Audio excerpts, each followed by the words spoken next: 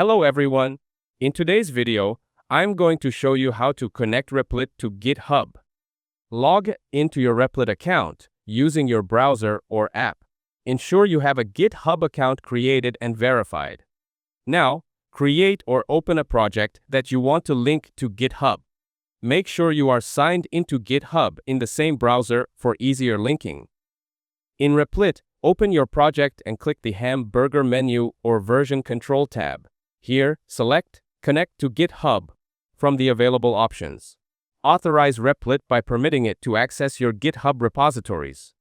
Next, choose whether to connect to an existing repository or create a new one directly. After linking, your Replit project will show GitHub as the connected source. Then, use the commit and push option in Replit to send changes to GitHub. Use the pull option to bring updates from GitHub into your Replit project.